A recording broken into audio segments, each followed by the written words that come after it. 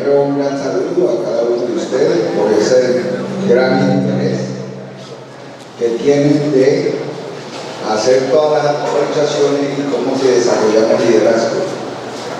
A Jairo, nuestro gran instructor en estos grandes procesos importantes, porque no es simplemente desde ahora, sino toda una historia muy importante. Por eso nunca hemos, en cuanto él se lanza como rector ahí, el apoyo nuestro, porque sabemos de sus capacidades y la forma como está dirigiendo la universidad. Bueno, a la Asociación de Maestros y Trabajadores de la Educación de Córdoba, de MECOR, aquí incluso cuando estaban interviniendo cada uno de ustedes, allá decían, un compañero dice, ahí están esos pollitos, porque la idea es cómo hemos ido generando este gran liderazgo en la formación, porque siempre he tenido el criterio de que para ser un buen dirigente sindical del magisterio hay que articular, por un lado, el convencimiento de la lucha, y por otro lado es que el instrumento de lucha de cada uno de nosotros y nosotras es la formación pedagógica. O sea, no se concibe un dirigente del magisterio si realmente no entiende las estrategias de la lucha, que significa enfrentar la realidad intransformable.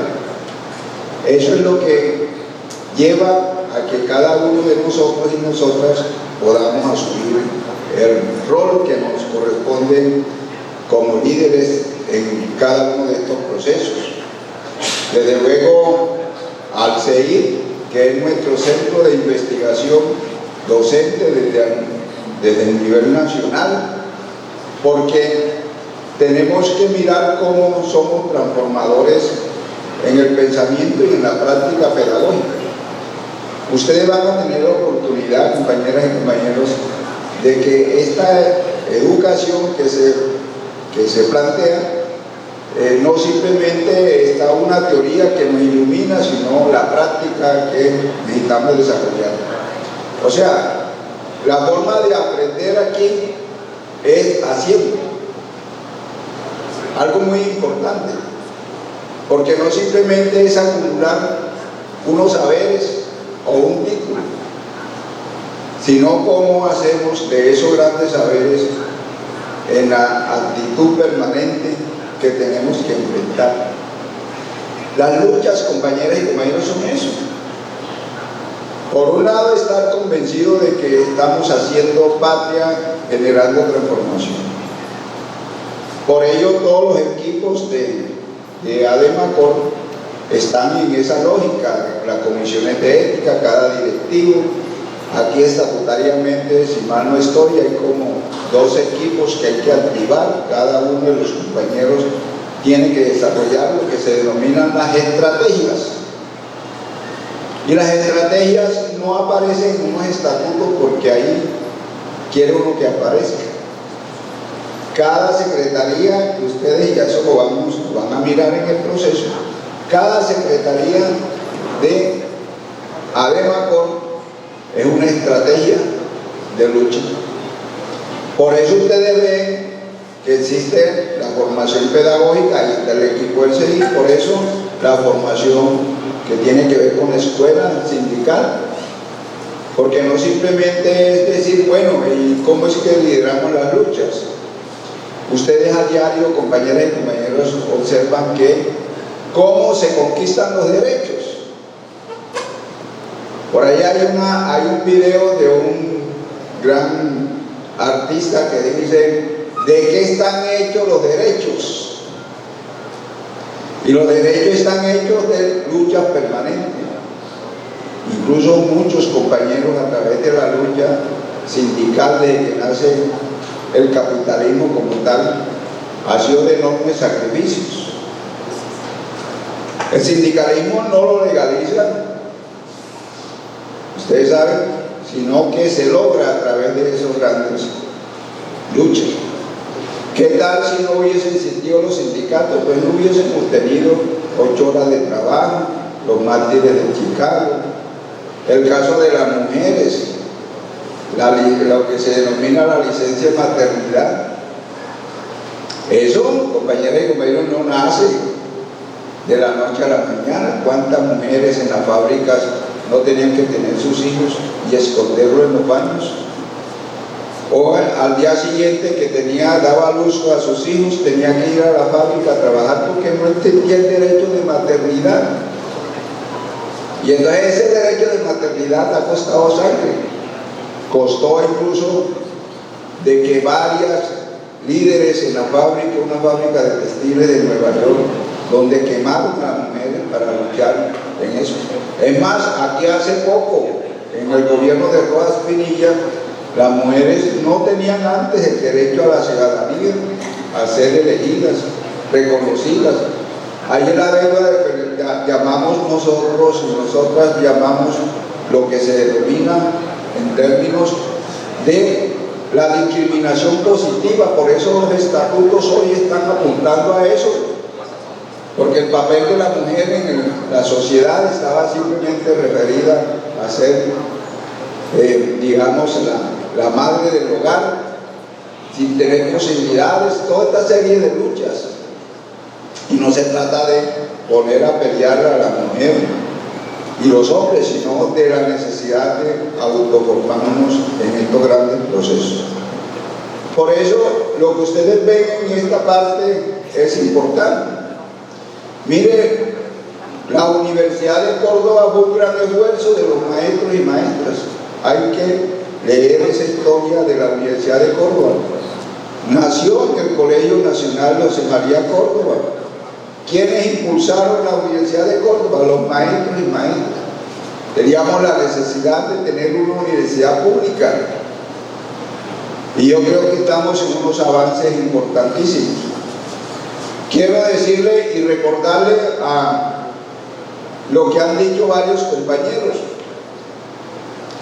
Sucede que Ademacor, después de la década del 80, cuando empezamos a vislumbrar un mundo que teníamos que construir de otra manera, porque antes incluso, yo les quiero decir a ustedes, muchos de nosotros y nosotras en esta situación difícil de negar toda una serie de posibilidades. Bueno, arrancamos una era después de la década del 80 y fue cuando planteamos una tesis muy importante que necesitamos, que eso engloba esta capacitación, y es lo que ¿qué sindicalismo queremos impulsar? Y nace la idea de muchos de nosotros y nosotras en el sentido de decir, oiga, es que necesitamos que el sindicalismo se meta en la lucha social, en la lucha política. Y entonces, cuando nace la tesis de un sindicalismo de liderazgo social y político. ¿Y qué significa eso? El papel que tenemos que asumir. Y no simplemente ser contemplativo de la realidad, sino cómo ayudamos a transformarla. Eso no significa que estemos en una dicotomía: si cambia la educación, cambia el Estado. No, estamos diciendo que se contribuya. Porque tampoco es cierto que con solo el elemento de la pedagogía vamos a lograr las transformaciones, sino es parte de esta sociedad. Y como parte de esta sociedad, compañeras y compañeros, los sindicatos somos parte de la democracia. Y por eso la conquista de derechos. Una sociedad avanza en la medida en que se tengan derechos. Y los derechos no son fáciles de conquistar. Cuando estamos hablando de una sociedad que reconozca a sus integrantes, es la lógica de los derechos que se conquistan. ¿Y a quién se le arranca? Se le arranca a un régimen. Y por eso la lucha sindical lo primero que hace es, bueno, ¿cómo es que vamos a tener los reconocimientos de los derechos que nos hagan personas importantes? Y aquí es cuando viene esa gran lucha. Cuando acaba el feudalismo y se empieza a desarrollar el capitalismo, ¿el capital qué significa? Eso es importante saberlo. ¿Qué es el capital? Porque hay diferencias de un tipo de sociedad con otro. El capital, ¿cómo se construye? Se construye sobre la base del desconocimiento de los derechos de los trabajadores. Sucede que los trabajadores son los que producimos riqueza. Y entonces el trabajo tiene que tener unas condiciones dignas para ellos. Y no basta el salario que conquistamos, sino que también basta unos elementos importantes para configurar el trabajo como derecho. Y entonces a eso viene toda una serie de conquistas a través de la lucha. Aquí, en otrora, y en los otros tipos de sociedades no se reconocía que usted acumula con su trabajo, le acumula una serie de ganancias al patrón. Y entonces eso que usted de alguna manera le permite al patrón, entonces usted tiene que conquistar algo importante, es como usted le acumuló al gran capital, entonces usted sí tiene que mirar que pueda tener una vejez digna.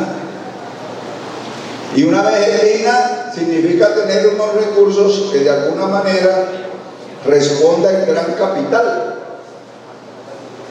Por eso no es lo mismo, compañeras y compañeros, capital que dinero. El dinero es la capacidad de producir las condiciones dignas. Y el capital es diferente. El capital es la ganancia que se ejerce sobre el trabajo que usted le permite acumular al patrón. Por ejemplo, y esto es importante entender esta lucha, es que si usted con su trabajo le reconocen, por decir algo, 100 pesos, pero producto de esos 100 pesos el patrón le acumula una ganancia de ese trabajo en 120, ¿qué significa? Que usted le produce una ganancia al patrón. Esa ganancia es lo que se llama capital. Por eso no es lo mismo capital que dinero. Todos estos términos paulatinamente tenemos que entenderlo en estos grandes esfuerzos. Pero hay una forma compensatoria en los derechos. Usted acumuló al gran capital, pero usted cuando se retira tiene que tener unas condiciones de retiro digno, entonces se obtiene las cesantías, que significa cesante después de un proceso,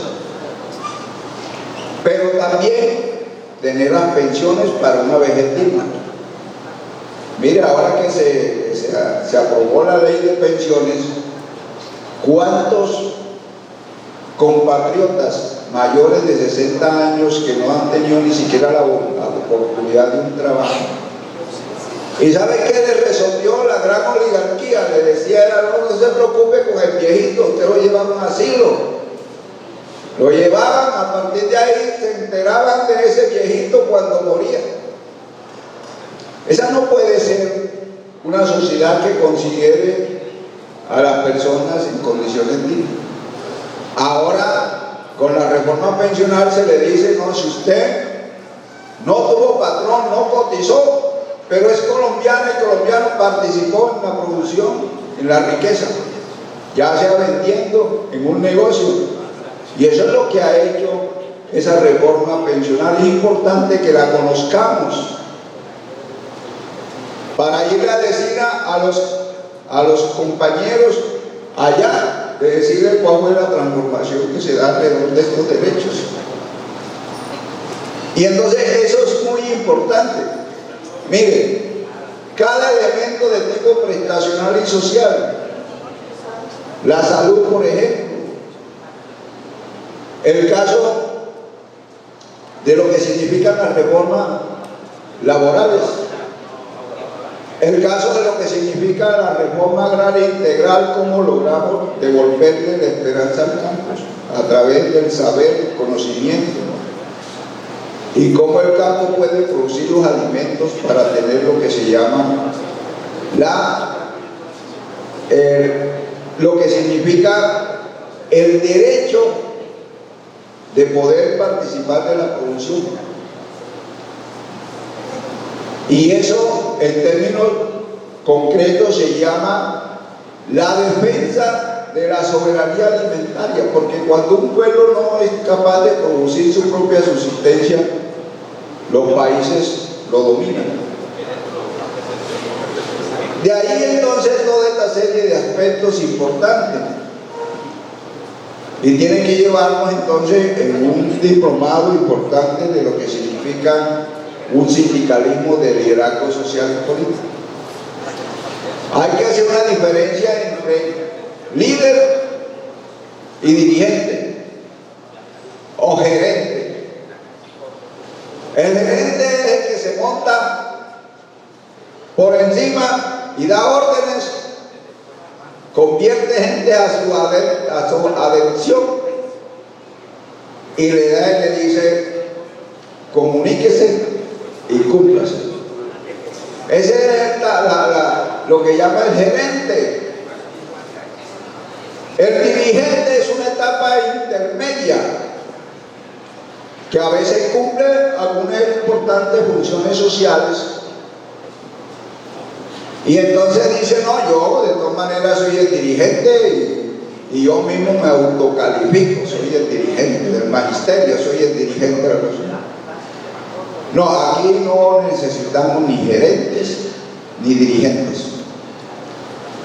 Aquí lo que necesitamos son líderes. ¿Y cuál es la característica del líder? Cuando es capaz conjuntamente, en forma colectiva, como uno dice, como el pibe en la selección Colombia, que no le interesaba simplemente hacer el gol, sino como colectivamente produció los resultados. Entonces la característica del líder es eso, que tiene que tener una comprensión colectiva, que sabe que solo no es capaz de generar las transformaciones si no se generan colectividades. Por eso se habla del sindicato. Colectivamente discutimos, planeamos y asumimos esos grandes procesos. Por eso cuando estamos hablando de un sindicalismo de liderazgo social y político, es que el docente no simplemente está circunscrito en, digamos, solo. Por eso cuando hablamos de un líder social es porque es capaz no simplemente de ayudar a organizarnos nosotras y nosotros, sino: oiga, yo estoy en una región, yo estoy allá en la escuela, ¿y por qué desde la escuela no podemos liderar procesos allá con las comunidades? De enseñarle toda una serie de aspectos, de decirle qué significa una educación. La educación es un valor. La educación no es simplemente el conocimiento,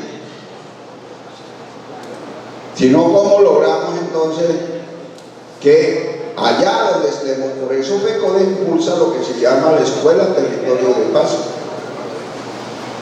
porque la escuela hoy está siendo invadida por los agentes de la guerra.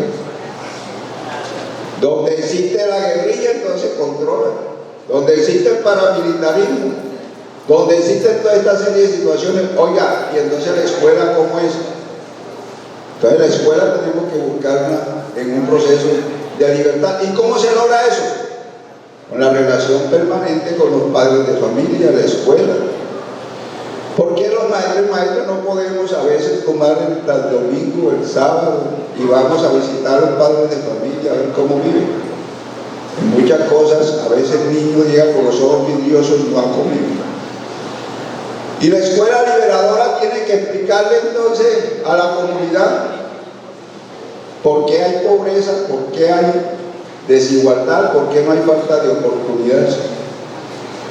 Y no decirles: ah, no, tranquilo, no se preocupe, que si usted es pobre es porque su papá era pobre, su abuelo era pobre, o porque Dios quiere que la gente sea pobre. No, el mejor ejemplo de lucha es Jesús, que se enfrentó al imperio romano. Lo mataron por eso. ¿O acaso ustedes no ven en las películas que al lado de Jesús hay otros que están crucificados? Porque todo el que se oponía al régimen lo colgaban de una cruz y ahí morían disecados. Y entonces hay que enseñarle a la gente que la pobreza no es natural, que la pobreza es social y lo determinan las leyes que rigen a una sociedad. Por eso es que la extrema derecha en Colombia pues no quiere que se aprueben las reformas sociales, porque en la medida en que se aprueben las reformas sociales se empieza a cambiar. La gran oligarquía quiere es que nada pase, por eso no aprueban la reforma a la salud, por eso la reforma laboral, la reforma agraria. La única manera de eliminar la pobreza, la única manera de eliminar las faltas de oportunidades para ser una gran nación fuerte, potente. Cuando habla aquí del himno de la Internacional es eso.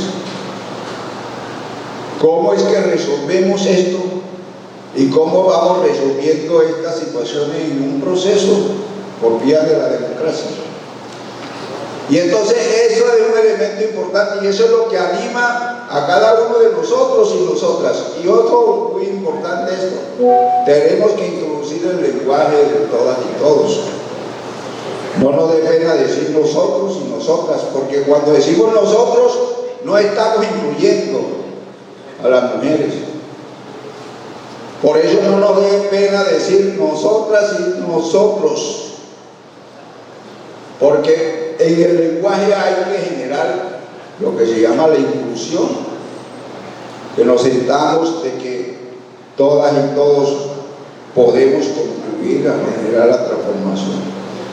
Entonces, un sindicalismo de liderazgo social y político busca eso, que no simplemente sea el discurso en el aula donde trabajamos, sino cómo articulamos ese saber en la sociedad. La pedagogía crítica es esa, es enseñarle al niño el problema de lo que existe en el contexto social. La calidad de la educación no se mide simplemente porque el niño aprenda un conocimiento de matemáticas, de biología, de todas esas cosas. Eso es importante. ¿Saben cuándo hay un niño de calidad? ¿Cuándo hay una educación de calidad?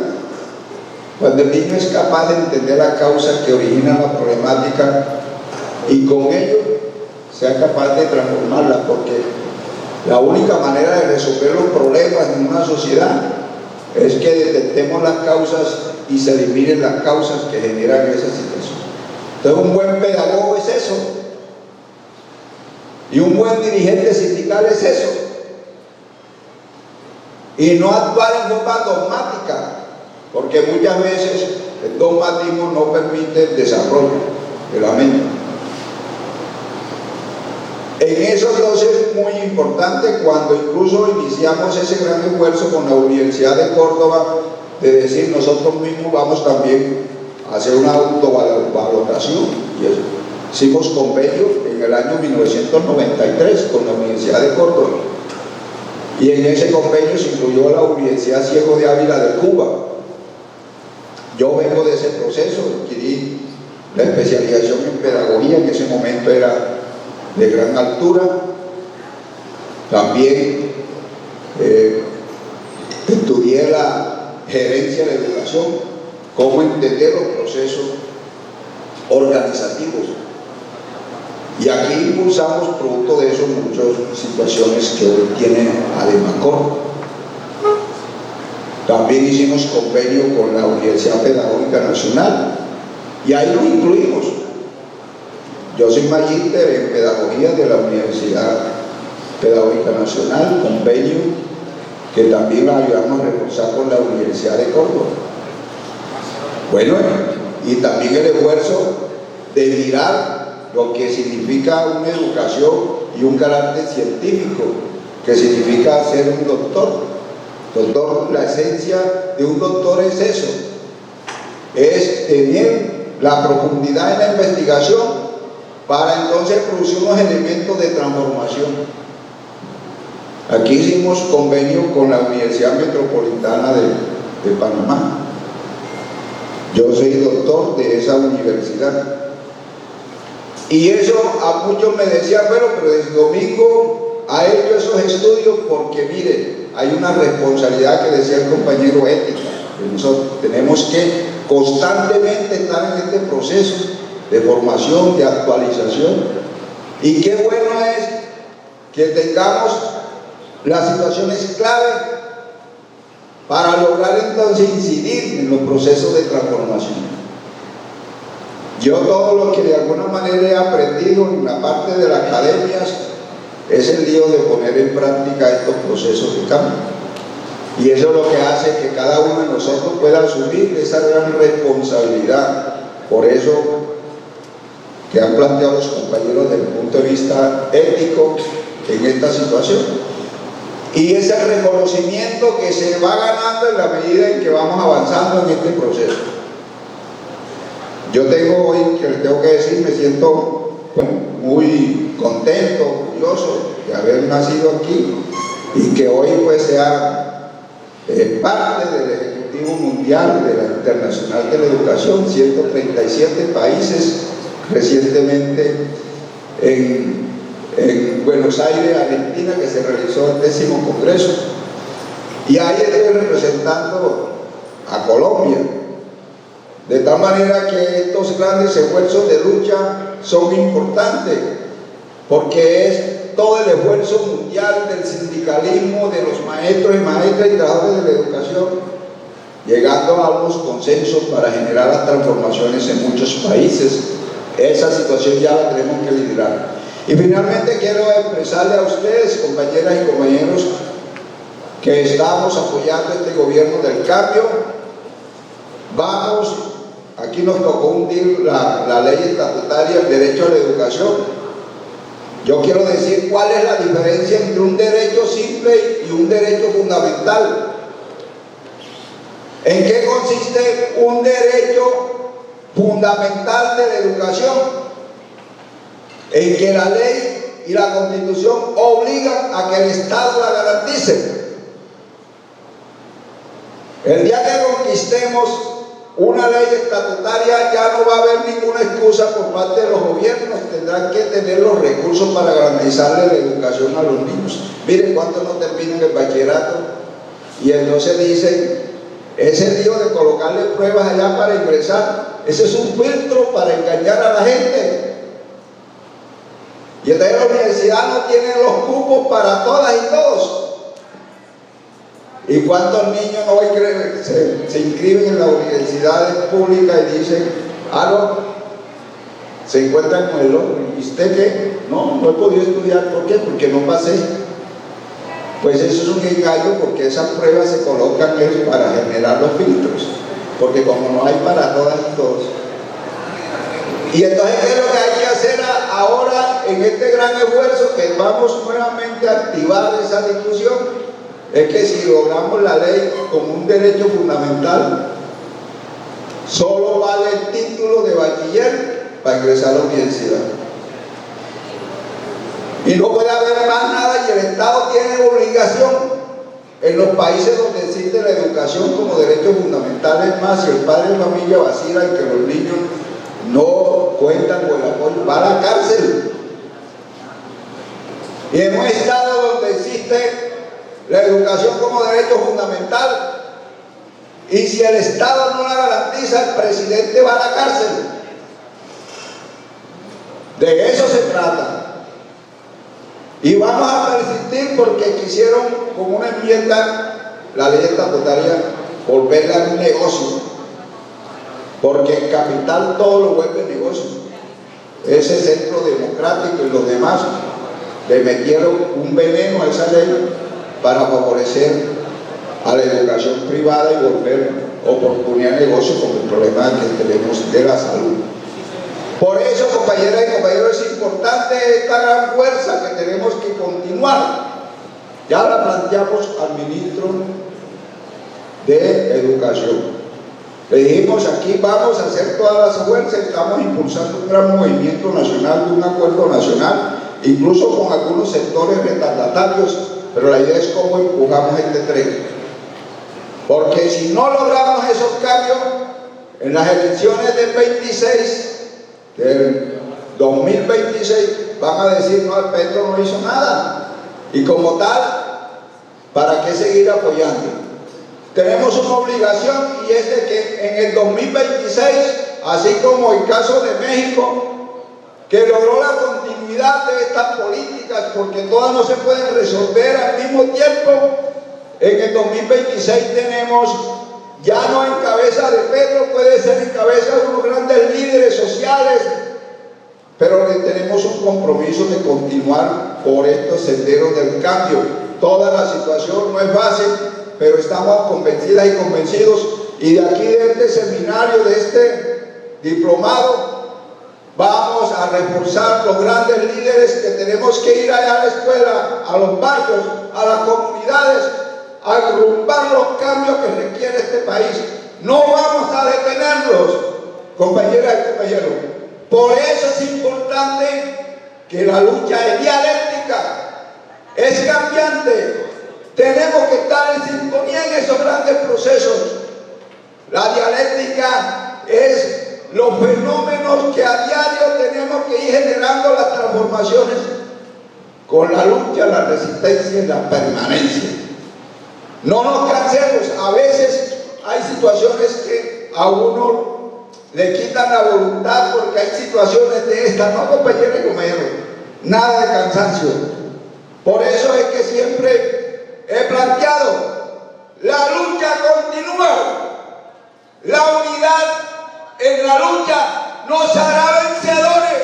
No hay otra forma, compañeras y compañeros, que la unidad. Y desde luego, sin luchas no habrá victoria. Muchísimas gracias.